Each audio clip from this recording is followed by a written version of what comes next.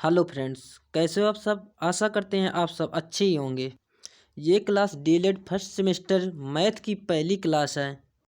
यदि आप लोग डीएलएड फर्स्ट सेमेस्टर की अच्छी तैयारी करना चाहते हैं तो आप हमारे चैनल को सब्सक्राइब और बेल आइकन ज़रूर प्रेस कर लीजिए, जिससे कि अगली वीडियो आप तक पहुंच सके। यदि आप हमारे टेलीग्राम ग्रुप से नहीं जुड़े तो हम क्लास के नीचे डिस्क्रिप्शन में लिंक दिया गया है, नहीं तो online study classes BTC search कर लीजिए, वहाँ से मिल जाएगा, वहाँ से ज्वाइन हो जाइए। ये क्लास मैथ की पहली क्लास और पहला चैप्टर है। इससे संबंधित सबसे पहले कुछ परिभाषाएं देख लेते हैं। संख्या की परिभाषा, संख्या या नंबर। संख्या किसे कहते हैं? कितनी वस्तुएं हैं जिससे बोध होता है उसे संख्या कहते हैं। कितनी वस्तुएं हैं जिसका बोध होता है उसे क्या कहते हैं? संख्या कहते हैं। संख्यांक किसे कहते हैं? संख्याओं को जिन संकेतों द्वारा व्यक्त करते हैं उन्हें संख्यांक कहते हैं। संख्यांक का एग्जाम्पल देख लो, जैसे ये 1 गोला, 2 गोला, 3 गोला, तो ये क्या संकेत हैं? तो ये कितने संकेत हैं? 3 संकेत हैं, तो ये संख्यांक कहलाते हैं। संख्यांक का अर्थ है संख्या को लिखने में प्रयुक्त अंक। जो संख्या लिखी जाती है उसमें जो प्रयुक्त अंक लिखा जाता है वही तुम्हारा संख्यांक कहलाता है। अगली परिभाषा है अभाज्य संख्याएं। परिभाषाओं के बाद क्वेश्चन भी करेंगे। ये पहला चैप्टर आज फिनिश कर देंगे। तो अभाज्य संख्याएं क्या होती हैं? ऐसी सभी संख्याएं जो एक और स्वयं के अतिरिक्त किसी अन्य संख्या से विभाजित न हो, अभाज्य संख्याएं कहलाती हैं। ऐसी संख्या जो एक और स्वयं के अतिरिक्त और किसी से विभाजित न हो तो वो अभाज्य संख्याएं कहलाती हैं। अभाज्य संख्या की परिभाषा ये भी लिख सकते हैं शॉर्ट में, ऐसी संख्याएं जो केवल एक और स्वयं से विभाजित होती हैं उसे अभाज्य संख्या कहलाती हैं। लेकिन एक को छोड़कर, एक तुम्हारी अभाज्य संख्या नहीं है, एक को अभाज्य संख्या नहीं मानते हैं।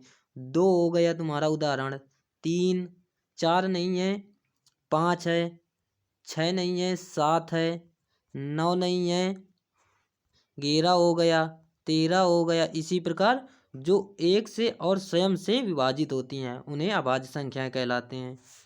अब भाज्य संख्या देख लेते हैं। ऐसी संख्याएं जो एक और स्वयं के अतिरिक्त किसी अन्य संख्या से पूर्णतः विभाजित होती हैं भाज्य संख्याएं कहलाती हैं। मान लो ऐसी संख्या जो एक और अतिरिक्त स्वयं, मान लो 5 है और स्वयं 1 हो गया, एक से विभाजित ना हो, 5 से मान लो, ऐसे मान लो जैसे 5 है, ये संख्या क्या है? 5 संख्या है, 1 हो गया और ये स्वयं 5 हो गया। ये दोनों संख्या से विभाजित ना हो, इसके अतिरिक्त कोई भी संख्या हो उससे विभाजित हो जाए। मान लो 6 है, 6 है तो ये किससे विभाजित हो जाएगा? 2 से विभाजित हो जाएगा और 3 से विभाजित हो जाएगा। तो ये भाज्य संख्या है हमारी। शॉर्ट में इसकी परिभाषा लिख सकते हैं कि अभाज्य संख्याएं को छोड़कर वे सभी संख्याएं भाज्य संख्या होती हैं। अभाज्य संख्याओं को छोड़कर वे सभी संख्याएं भाज्य संख्याएं होती हैं। जो आपकी पहली संख्या 1 होती है, ये ना तो अभाज्य संख्या होती है और ना ही भाज्य संख्या होती है। यह सबसे क्या छोटी प्राकृतिक संख्या है, एक सबसे छोटी प्राकृतिक संख्या है। इसको भी याद रखेंगे, क्वेश्चन पूछा जाता है कि सबसे छोटी प्राकृतिक संख्या क्या है, तो 1 हमारी सबसे छोटी प्राकृतिक संख्या होती है। अगली परिभाषा है प्राकृतिक संख्याएं। प्राकृतिक संख्याएं क्या होती हैं? प्राकृतिक संख्याएं वे सभी संख्याएं जो वस्तुओं को गिनने में प्रयुक्त की जाती हैं प्राकृतिक संख्याएं या धन पूर्णांक कहलाती हैं। ऐसी संख्याएं जो वस्तुओं को गिनने में प्रयुक्त की जाती हैं तो उन्हें प्राकृतिक संख्या कहते हैं। जैसे 1, 2, 3, 4, 5, 6, 7 डाट डाट अनंत तक, ये सभी क्या है? प्राकृतिक संख्याओं के उदाहरण है। धन पूर्णांक संख्या तो जान ली, धन पूर्णांक संख्या प्राकृतिक संख्या ही है। अब पूर्णांक जान लेते हैं। पूर्णांक क्या होते हैं? पूर्णांक की परिभाषा है सभी पूर्णांक संख्याएं तथा ऋणात्मक संख्याएं पूर्णांक होती हैं। उदाहरण देख लीजिए। तो आई, इसे किससे प्रदर्शित करते हैं? इसे आई से प्रदर्शित करते हैं। इसमें लिखा भी गया है सभी पूर्ण संख्याएं तथा ऋणात्मक संख्याएं पूर्णांक कहलाती हैं। पूर्णांक को आई से प्रदर्शित करते हैं। इसके एग्जाम्पल है जैसे -5, -4, -3, -2, -1। ये तो ऋणात्मक पूर्ण संख्या हो गई। और इधर देखिए, 0 तुम्हारी पूर्ण संख्या होती, पूर्णांक होती है।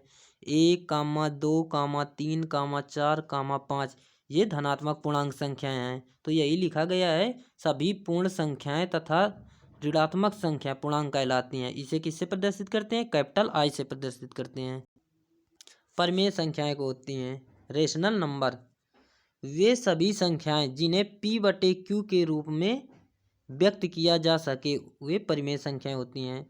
जो p/q के रूप में हम लिख सकते हैं उसे क्या कहते हैं? परिमेय संख्या कहते हैं। जबकि q नॉट इक्वल टू 0, हमें हर वाला जो नीचे लिखा होता है वो 0 नहीं होना चाहिए। यदि वो 0 हो गया तो इन्फिनेटिव मान आएगा। जिसे मान लो यहाँ पर लिखा p, मान लो कोई संख्या p/0 है, तो यहाँ पर क्या आएगा? इसका मान इन्फिनेटिव आएगा। ये हमारी परिमेय संख्या नहीं होती हैं। अब देखते हैं अपरिमेय संख्या। परिमेय संख्या तो ये हो गई जो p/q के रूप में लिखा जाता है। और अब अपरिमेय संख्या देख लेते हैं।